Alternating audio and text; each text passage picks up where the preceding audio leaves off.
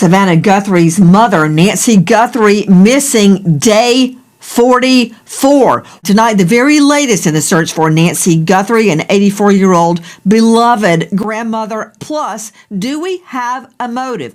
If we have a motive, can we ID the kidnapper? In the mind of Nancy Guthrie's kidnapper tonight. Good evening. I'm Nancy Grace. This is Crime Stories. I want to thank you for being with us. Joining us, Crime Stories investigative reporter Dave. What's the latest? Nancy, we got new information from law enforcement that could be very impactful on the investigation. One of the questions a lot of us have had is about Nancy's demeanor, how she was acting the evening before she went missing. In particular, the Uber drive from her home to her daughter's house. We have Nancy Guthrie being picked up by an Uber driver at 5:32 p.m. She is then taken to Annie and Tommaso's house, where she's dropped off by the Uber driver for what has been referred to as game night.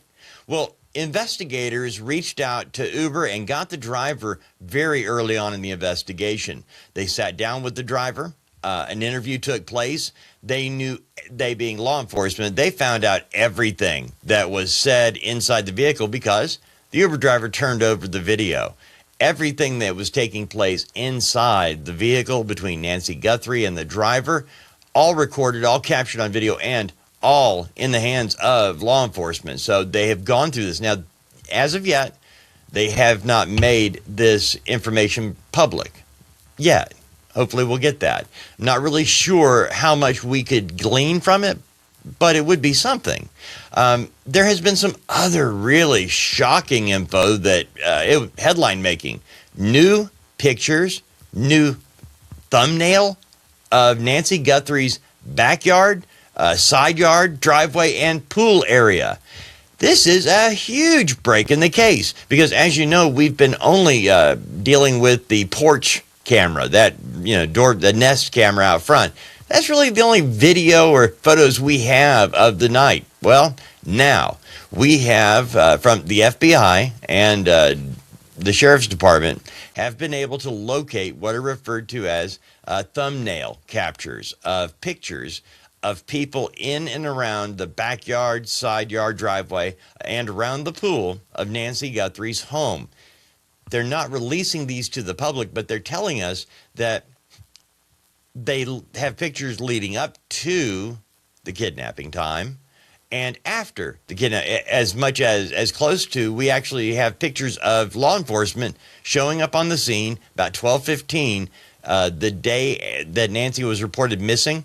And so we've got that video. We got pictures of that. We have pictures leading up to the crime, but then during the time we believe Nancy Guthrie was kidnapped, talking about 9:45 p.m. till 2:45 a.m. Just take that time.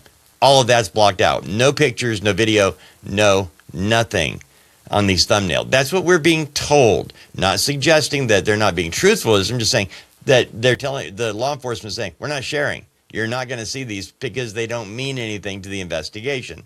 We'll have to wait and see about that.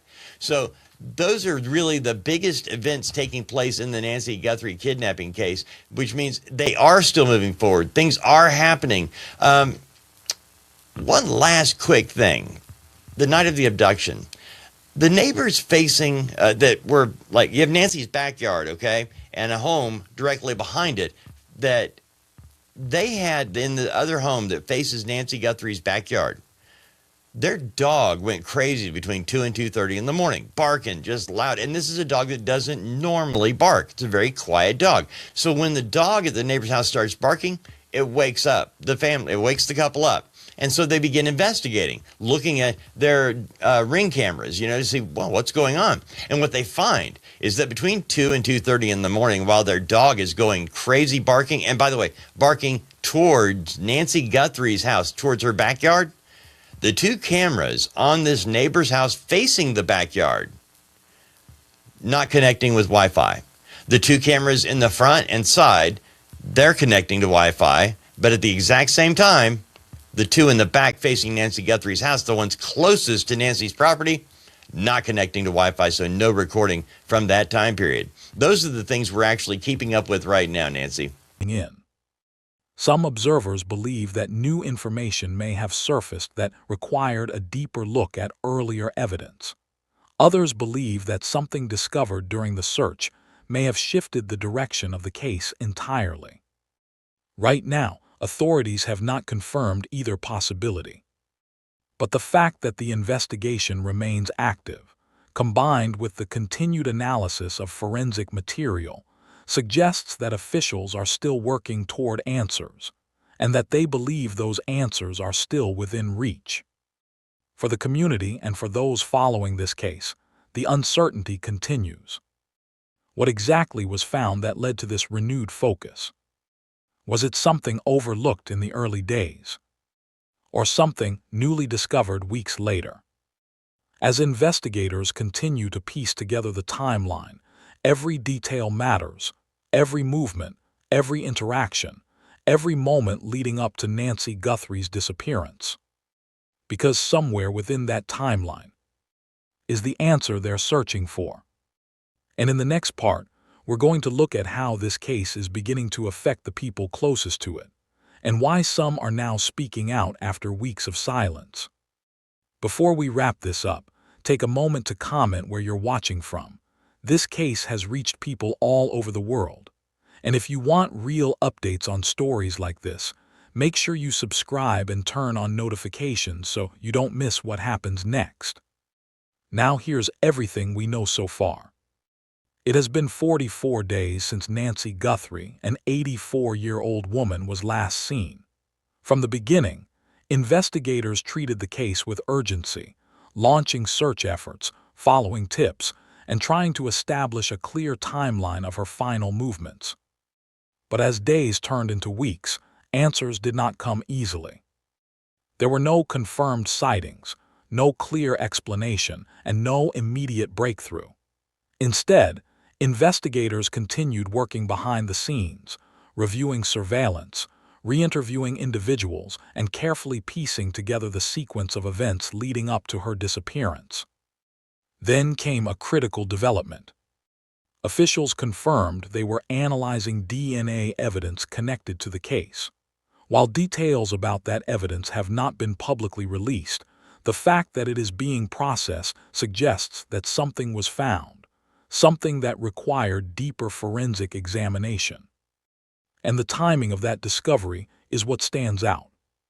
Because after 44 days, many cases begin to slow down. This one hasn't. Instead, investigators have intensified their focus, revisiting the timeline and looking for gaps, inconsistencies, or overlooked details.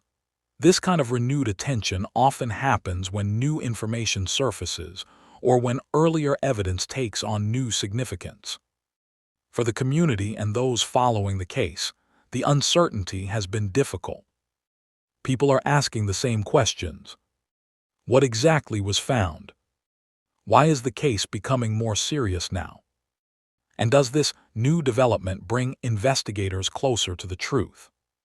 At this stage, authorities have not made any final conclusions.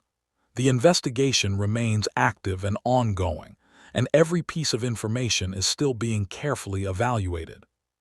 What is clear, however, is that this case is far from over.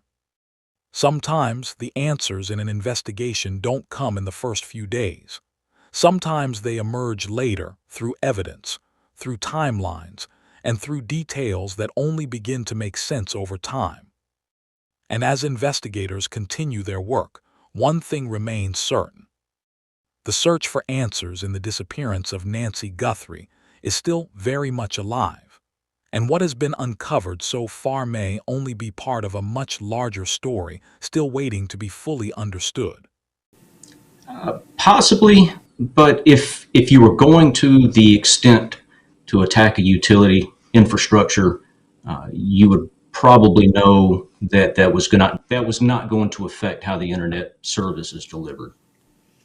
Well, you know that because you're a digital forensic expert, but not every regular person would know that. they would see that utility box near Nancy Guthrie's home and go, hey, I'll attack that. I'll take out the Wi-Fi. Entirely possible. That would be possible, yeah. Okay, hold on. Let's see the video of the porch guy walking up. I want to hone in on what we think is a walkie-talkie or a signal jammer. Okay, take a look at what's in his pocket. Is it just a walkie-talkie and he attempted to take out the utility box? Is the utility box attack the reason investigators are now stating, at least one of them, that they are close to a breakthrough? Straight out to Brian Fitzgibbons joining us. He is the Director of Operations at USPA Nationwide Security. Fitzgibbons leads a team of investigators that go around the world finding and extracting missing people. He is a former Marine and he is an Iraqi war vet. There could be the issue of motive. Is this connected to Guthrie or not? Has this happened in similar neighborhoods? If so, is it just a thug? Is it just like a graffiti artist or somebody that goes around knocking down mailboxes or throwing stones or shooting out street lamps? No real motive except for the pure joy of it. Yeah, I think Occam's razor tells us that number one, the motive could be to try to find copper wire, or number two, it fits that second category that you just described, that this is just straight up vandalism. I don't believe that this has any connection to Mrs. Guthrie's disappearance, for the simple fact that this would not, there's no fiber optic in there. This would have nothing to do with disconnecting a security system. Fitzgibbons, you know what I think is the strongest argument that this is not connected to Guthrie? What Bass said at the get-go, James Bass. He said that if that caused the outage, it would have remained outed. You'd have to have somebody come and fix it. The perp can't destroy it, and what, he just happens to be a fiber optic repair person? No. So that, I believe, is going to be a dead end unless the perp tried to out it with that and it didn't work and then went to jammers. Now, I'm going to circle back to jammers, but I want to really hit something with Bass. We've heard so much about data dumps, and I remember starting it on day one, a data dump of all the cell phones in and out of the area. That was before Nanos allowed the FBI in. They lost a lot of valuable time, by the way, while Nanos was twiddling his thumbs. The data dump would have showed all cell phone connectivity in the area. It would have shown, for instance, a Uconnect, which is a device already pre-wired in vehicles, newer vehicles that connect you to the car Wi-Fi. iPads that are trying to connect or touch Wi-Fi sources as they go by. It could be a smartwatch. It could be any number of devices that connect via Wi-Fi. But you're saying Google and or Apple could save the day. Now, as you're talking, James Bass, remember, I'm just a trial lawyer. Dummy down for me. Google's already saved the day once by resurrecting from the dead that porch cam. So, what can they do for us, Google or Apple? Most folks don't realize just how much data they create every day, just through a normal course of business, every day of their lives. They're creating data points that they couldn't even comprehend. So once you're able to filter down from the cell phone tower dumps, if you can find a specific suspect address or device, cell phone, you're then going to be able to go back to people like Google or Apple. Google collects more data than Apple does. But for instance, your location points, every minute, you completely skeeved everyone out when you were talking about how Google, you said in the background, is following you. Well, yeah. I'm like, my thought on that is fine. Follow me to Kroger. Follow me to Walmart. I'd just be mad if you didn't. But that's me. So you stated that Google, and I guess Apple too, but you mentioned Google, is following you in the background. In other words, you don't really know this is happening. And they can say, oh, she parked her car at Walmart. All right. It's like every 30 seconds they're updating your location. How's that going to help Yeah. me? Well, what it will enable you to do is once you identify this device, you send a search warrant to Google and ask for this information. And anyone can download their information and look at what is being collected. It's free. They'll email it to you and you can review it. But with the location stamps, you'll be able to put an individual or the cell phone generally within a 3 to 10 meter radius, anywhere from 10 to 30 feet to a particular latitude and longitude at a millisecond timestamp. So once you get the device and you get this information, now you see when they're taking their steps, where they've parked their car, where they've gone shopping, how they drive to work and how they drive home. It unlocks an entire history because that data is saved for the life of the account. If you know or think you know anything about the disappearance of Nancy Guthrie, please dial toll-free 800-225-5324. Repeat, 800-225-5324. Or if you wish to remain anonymous, 520-882-7463. 520-882-7463. There is a $1.2+ million reward for information leading to the whereabouts of Nancy Guthrie. $1.2+ million on the table. There does not have to be an arrest, much less a conviction. I want to thank all of our guests joining us tonight, but a thank you especially to you for being with us as we continue to do our very best to keep the search for Nancy Guthrie alive. Nancy Gray signing off for tonight, but I'll see you tomorrow night. And until then, good night, friends.